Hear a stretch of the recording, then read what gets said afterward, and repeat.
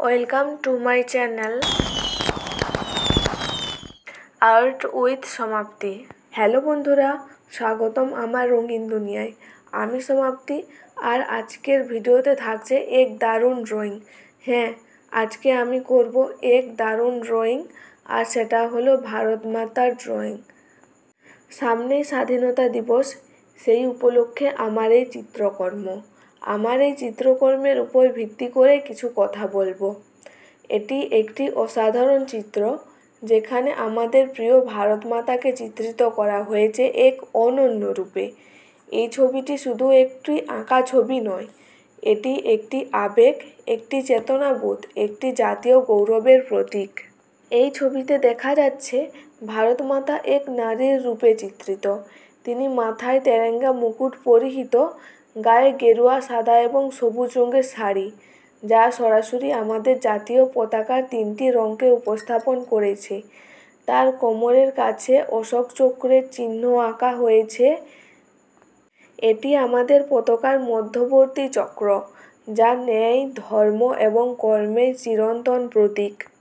ভারত মাতা তার বাম হাতে ভারতের জাতীয় পতাকা ধরে আছেন। পতাকাটি গর্ব ভরে উড়ছে, যেন গোটা জাতিকে স্মরণ করিয়ে দিচ্ছে আমাদের স্বাধীনতা সংগ্রামের গৌরবময় ইতিহাস। ডান হাতে তিনি আশীর্বাদের ভঙ্গিতে হাত তুলেছেন, যেন তিনি তার সন্তানদের, অর্থাৎ আমাদের সুশিক্ষিত, শৃঙ্খল এবং দেশপ্রেমে উদ্বুদ্ধ হয়ে গড়ে ওঠার জন্য উৎসাহ দিচ্ছেন। এই চিত্রকর্মটি একটি শক্তিশালী বার্তা বহন করে। এটি আমাদের মনে করিয়ে দেয় যে ভারত শুধুই একটি ভূখণ্ড নয়, এটি একটি মা, যার রক্তে ঘামে ভালোবাসায় গঠিত আমাদের পরিচয়। তার প্রতিটি সন্তান যেন তার গর্ব হয়, তার আদর্শের ধারক ও বাহক হয়। ছবির রঙগুলোও যথেষ্ট তাৎপর্যপূর্ণ। গেরুয়া রং ত্যাগ এবং সাহসিকতার প্রতীক, সাদা রং শান্তি এবং পবিত্রতার প্রতীক, এবং সবুজ রং ঐক্য ও সমৃদ্ধির প্রতীক। এই রঙগুলোর মধ্য দিয়ে ভারত মাতার গুণাবলীর প্রতিফলন ঘটেছে। এই ছবিটি আমাদের একটি গুরুত্বপূর্ণ দায়িত্বের কথা স্মরণ করিয়ে দেয়: দেশকে ভালোবাসা, দেশের প্রতি কর্তব্য পালন এবং তার ঐতিহ্য ও সংস্কৃতিকে রক্ষা করা। আমরা যদি ভারত মাতাকে সম্মান জানাতে চাই, তবে আমাদের উচিত তার জন্য কিছু করা, যেমন শিক্ষা অর্জন, অন্যায়ের বিরুদ্ধে রুখে দাঁড়ানো এবং পরিবেশ ও সমাজকে সুন্দর করে গড়ে তোলা। শেষে বলবো, এই ছবিটি শুধু একটি চিত্রও নয়, এটি একটি আদর্শ, যা আমাদের মনে করিয়ে দেয় আমরা কারা এবং আমাদের কী দায়িত্ব। আসুন আমরা সবাই মিলে ভারত মাতাকে প্রণাম জানাই এবং প্রতিজ্ঞা করি, আমরা তার সেরা সন্তান হয়ে উঠব।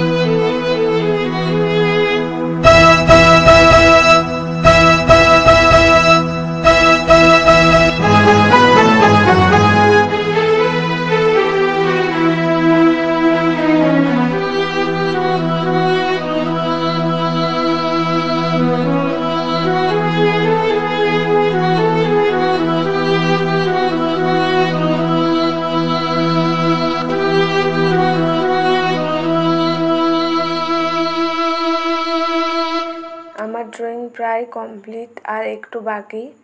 তো তোমরা স্বাধীনতা দিবস উপলক্ষে কে কী করছো অবশ্যই কমেন্ট করে জানাতে ভুলো না।